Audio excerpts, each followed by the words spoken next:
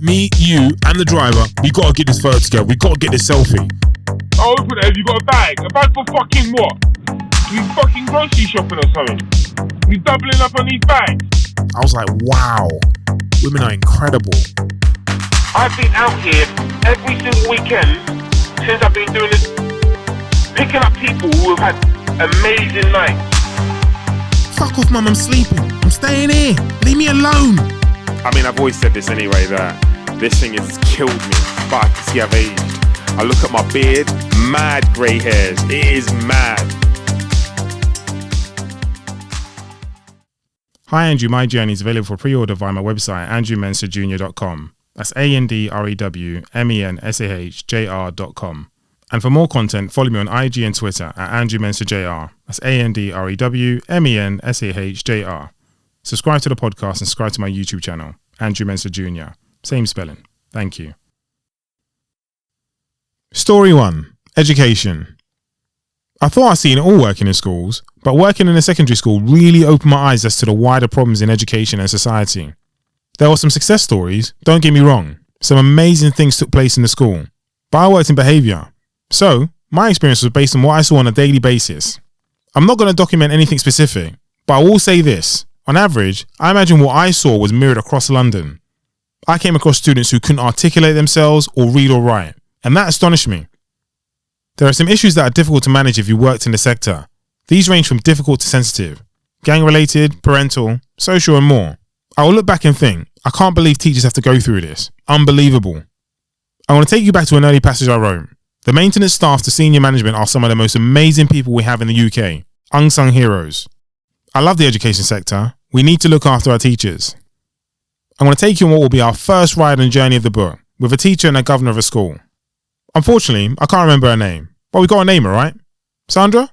Sandra it is. I picked up Sandra by Imperial College, off Exhibition Road.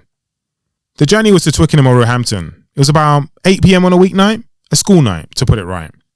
When Sandra got in the car, she seemed tired, and rightly so. Teachers work long hours. We exchanged pleasantries and began to ask each other how our days were.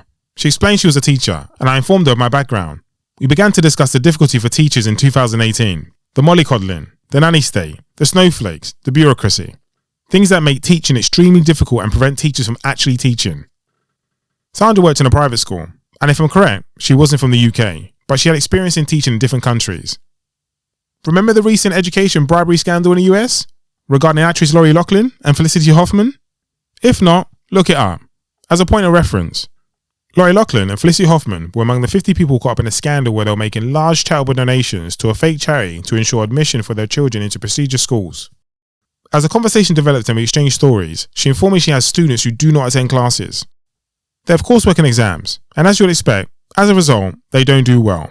Or certainly not as well as the expectations mummy and daddy set out. Sandra would regularly have meetings with the parents of these students who had their education paid for, and would demand their child's grade be reviewed and amended. Changed. It undermines the whole system if a child can voluntarily miss class, fail the class, and then the parents can ask for their child's grade to be reviewed. Changed. Sandra felt her passion to teach and educate students had been compromised, limited, not by the environment, but by the system. By chance, I met another rider who became a governor at a child's school. Or maybe not. I was given a lift to pick up her children, from school, at an after-schools club, and we just found ourselves involved in a conversation about her children and the importance of being a parent, or guardian to her children and the wider community. She felt fortunate to be able to provide her children with wholesome and nutritious meals, clothing, and the chance to experience different things, activities, holidays, and things of this nature. She was very conscious that others didn't.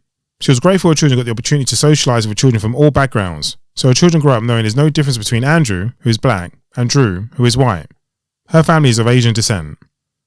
For those who've worked in schools, you will know, lunch, for some children, is their main or only meal of the day. This is unfortunate and doesn't give them the best start to their day. It provides a distraction, and as we know, various campaigns have made us aware that school meals are not as nutritious as they could be. So, when the opportunity presented itself to become a governor, she jumped at the chance to be more actively involved in her children's lives, and hopefully contribute to the health of other families. She passionately led her campaign on health and well-being, the advantages and the inequalities many of us fail to see, speaking to the many things I raised, and how a good staple diet will positively impact the school, wider issues, and the community. After 12 months working in mainstream education, I was done. I was doing a good job, and the school made efforts to re-employ me 6 months later. but for the first time ever, I felt powerless. I was influencing students, but I felt it just wasn't enough. And to be clear, I think we had a good senior management, but I felt the system was broken. I no longer had the means to support the students. It was affecting my mood and my personal life. I had a good relationship with students, but in periods towards the end of my time there, I noticed a difference in the way I spoke to them. I remember when I decided I was going to leave. I had spoken with a science teacher who convinced me to travel again. After a week of thinking about it, I came back and said, I've made my mind up. I was going to book my tickets for next October, which was in about 11 months' time. She said, what? Anything can happen between now and then. Book it now and go. I'm forever grateful to her, because that night I went home and booked a trip to Central America for 2 months. I booked it for the 1st of April 2017, giving myself just over 2 months to prepare for what was another life-defining trip. I would like to say leaving secondary education was difficult, but it wasn't. I was going to miss the students and the staff, but I needed to start living my life with purpose again. To support that, I made the decision to become a mini cab driver via the ride-hailing apps. I was never one for taxis, but I jumped in a few Ubers because of its convenience. When speaking with a few of the drivers, they had told me they were grossing approximately £1,000 per week. I said, what? How do I sign up? Not only would I earn more than I'm earning now, it would allow me time to focus on other endeavours. So I applied for my PCO license and completed what was a long part of the process, the actual application, my DBS and my medical exams. I felt safe coming back to employment once I returned, but problems arose.